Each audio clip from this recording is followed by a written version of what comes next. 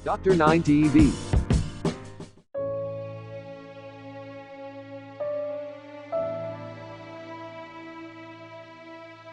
Prinsip seni kata kat sini ada 7 tadi. Ya? Saya dah bagi tahu tadi 7. Okey. So ini contoh kalau harmoni, tengok gambar kat sini kan. Harmoni dari segi garisan, dari segi bentuk dan dari segi rupa. Okey, maksud dia kalau harmoni ni maksudnya aman dan damai. Okey. Seterusnya kedua adalah kontra. Kontra ni dari aspek pencanggahan atau pertentangan, ada dua unsur yang berbeza lah kontra tu. Kalau kita tengok kenapa nak ada kontra ni, kerana untuk memberi fokus dan untuk nampak menarik perhatian. Okey, bila kontra ni menarik perhatian, contohnya kalau baju kita kata warna putih dengan warna hitam, warna merah dengan kuning. Okey. Okey. Penegasan pun sama. Contoh, ada 3 contoh kat sini. Okey. Dia lebih daripada kontra tadi. Dia menegaskan sesuatu objek yang kita ingin tonjolkan. Imbangan, kita tengok kat sini ada 2 jenis imbangan lah, simetri dan non-simetri. So, simetri kat sini ni yang pertama, gambar yang pertama ni yang ada ruang ni, gambar jam tu. Dia imbangan dalam bentuk ruang. Okey. Dalam bentuk objek, telur ni dan juga binaan. Ini imbangan tidak simetri, di mana dia tak ada balance, tapi kita nampak seimbang dia tu. Okey. Kelima adalah irama dan pergerakan. Bila kita tengok satu objek tu, dia ada movement ataupun ada pergerakan. Okey, sama ada bergetar, bergoyang, berayun, bersinar-sinar, macam diamond kan. Gambar tu bersinar kan, nampak diamond dia. Okey. Boleh tengok kalau gambar-gambar ilustrasi 3D, dia ada unsur-unsur ni. Okey, pergerakan dapat dilihat melalui kesan angin, ombak dan juga taufan dan sebagainya. Ini contohlah daripada nota tu. Yang keenam adalah prinsip rekaan seni keenam adalah kepelbagaian, di mana kepelbagaian hasil daripada gaya, nilai, idea yang berbeza di dalam sesuatu gubahan. Macam rojak lah, kita gabung, tapi kita gabung konsep yang sesuai. Jangan gabung kepelbagaian konsep yang tidak sesuai. Dan juga jangan gabung konsep yang lari daripada tema. Okey?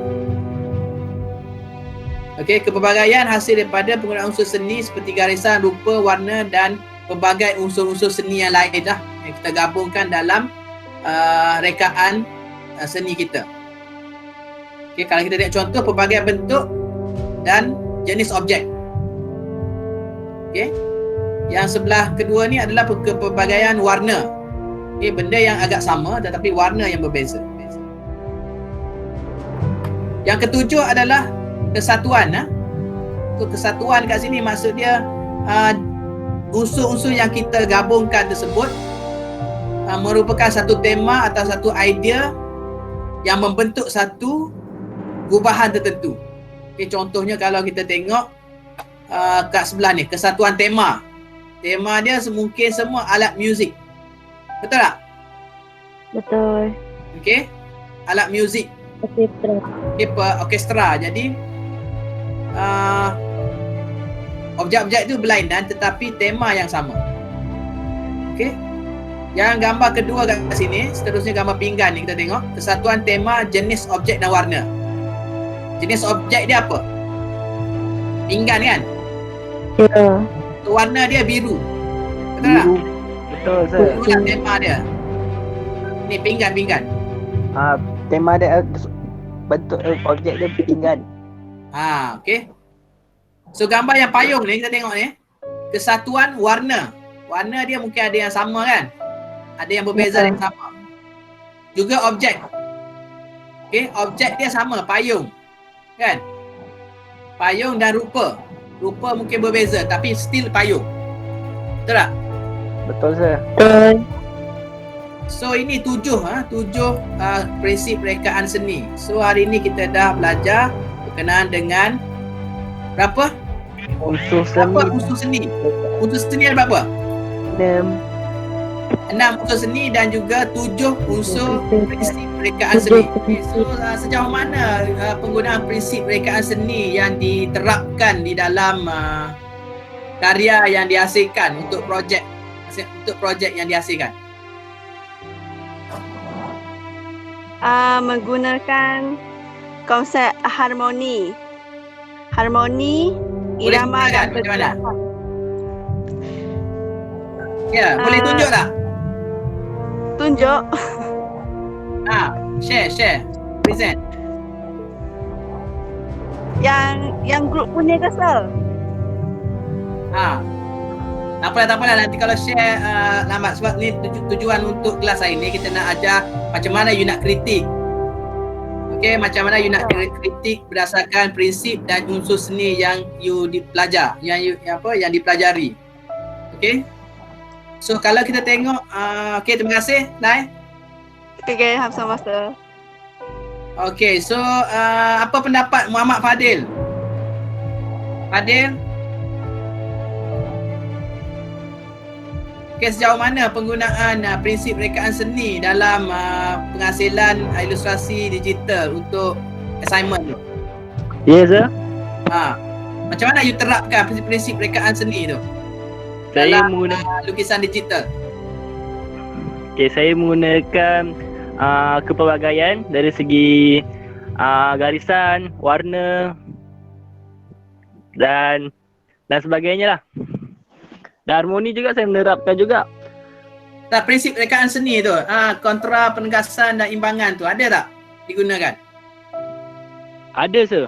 Ada Ada. Okay. So saya tak sabarlah nak tengok hasil tu nanti. Okey, insyaAllah, sir. Okey. So pandangan ataupun apa yang saudara Zuhilmi adaptasikan konsep-konsep asas seni dan juga konsep reka bentuk seni digital yang kita belajar dalam kuliah hari ini dalam menghasilkan ilustrasi digital yang saudara Zuhilmi hasilkan. Firstly, kita dapat tengok unsur yang ada dalam seni tu. Seterusnya, prinsip rekaan tu ada ke tak dalam kita punya assignment kita tu. Means kita dapat guna dengan elok ke tak dua benda ni dalam kita punya assignment. Dapat saya lah. Okey, terima kasih. Terima kasih kerana sudi berkongsi pengalaman. Okey, menghasilkan ilustrasi digital kita. Okey, tak apalah, kita pun dah nak habis ni. So dua perkara lah untuk lecture ini adalah unsur seni itu sendiri dan juga prinsip rekaan seni.